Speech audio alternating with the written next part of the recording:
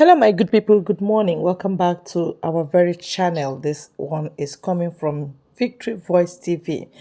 Do subscribe, like, and share our videos. Yeah, the video I'm about to release will shock you what the Fulanis are planning concerning the Senate President and Orji Uzor. Yes, they said Southeast care. I know this video will give Orji Uzor the heart attack that he desires. Because when you shit on the road while going, when coming back, you will still meet that shit though. All of them that signed that Fulani should take over Igbo land, that signed that the youths, IPOP, they are nobodies.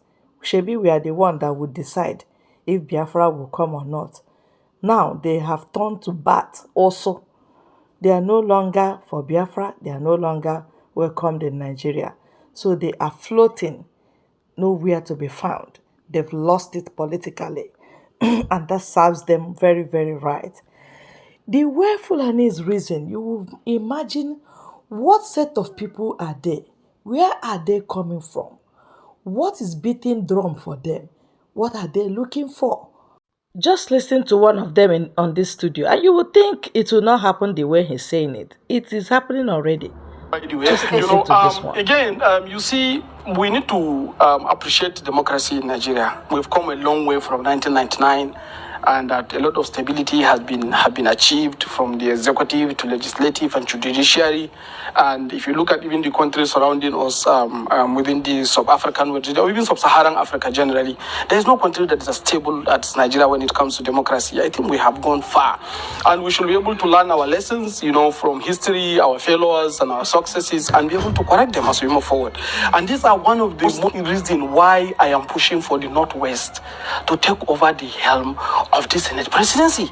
It is high time for us to be rewarding performance, to be rewarding competency, and to pay attention to the zone of influence in all our appointments.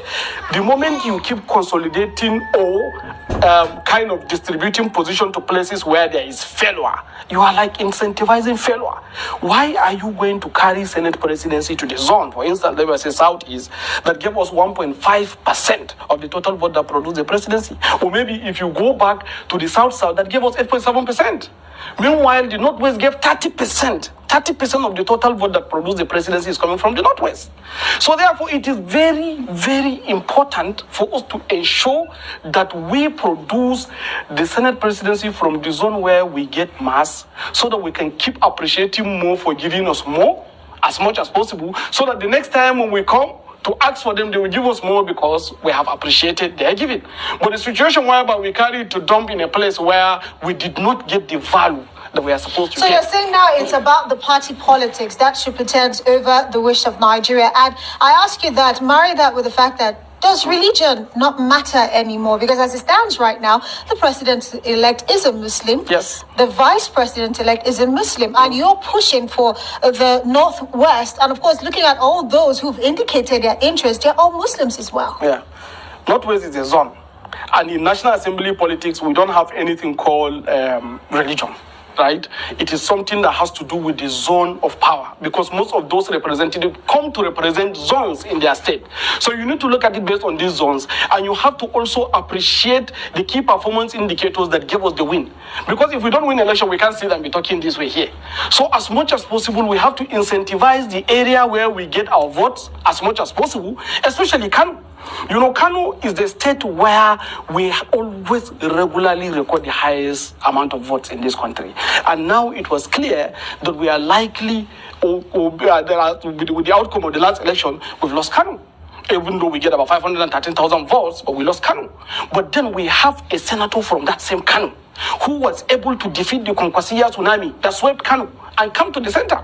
So that is the kind of person we need to empower, we need to incentivize, so that we can reclaim Kanu in 2027. Okay, now, yes. From what you've said so far, you're still going round on that same sport of your internal politics, because you are saying that because you got most of the votes in the elections from the Northwest, you're pushing for someone from the Northwest to be the Senate president. Yeah. That's your internal politics. We're not disputing that. We're not against that. But what about the national interest? What about what's better for the common good, the whole of the country, as against your internal politics? Shouldn't we be putting national interest ahead of internal politics of a party? You see, there is no better national interest than this. Politics is a game of numbers, and interest is determined by the number of participation. That's how it is determined. Those that participated has clearly indicated interest to belong.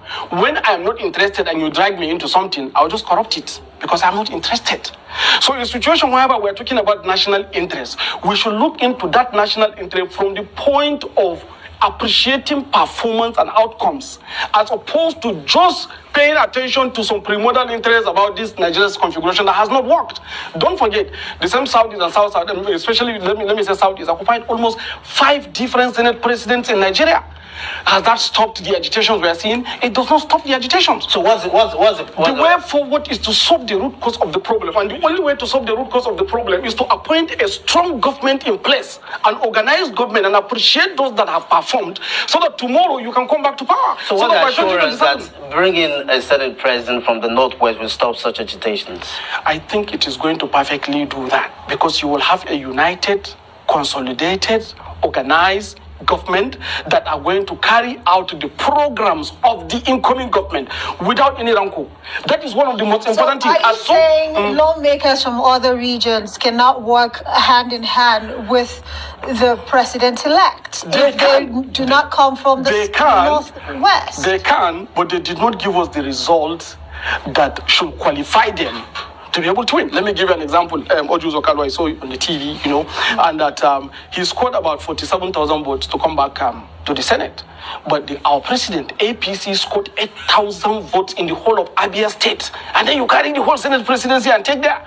Oh, we are talking about, again, let's go back to the South Side. Let's go back to Akwa Ibom. You get only like 87,000 votes where Akwa Ibom come from, in Akwa Ibom.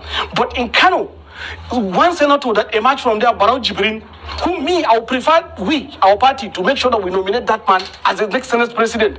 That man got 22,000 votes. Only his votes to the party, not his capability. He has capability to actually head the 10th Assembly. Now, let me explain. So what makes him qualified more than others who've indicated interest to head the 10th Assembly?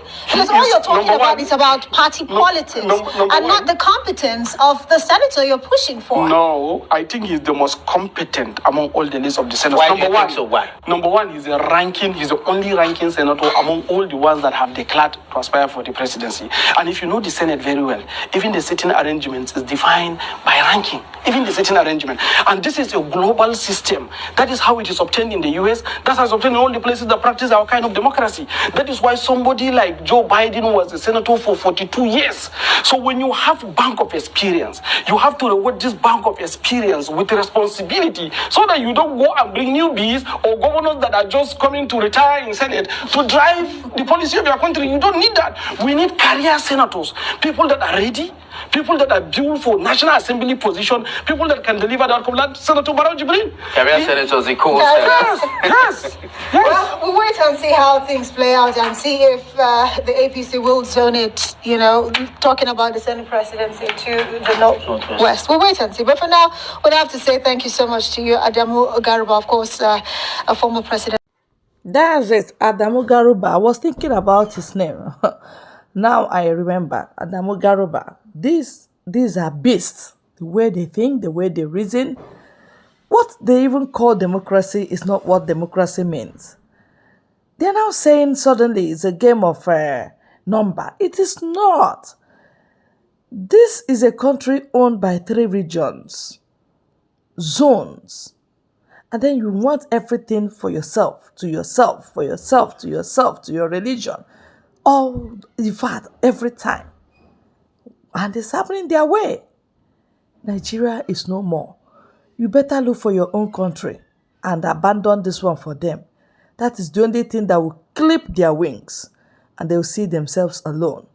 Thank you for your time on this channel. It's not taken for granted. God bless you.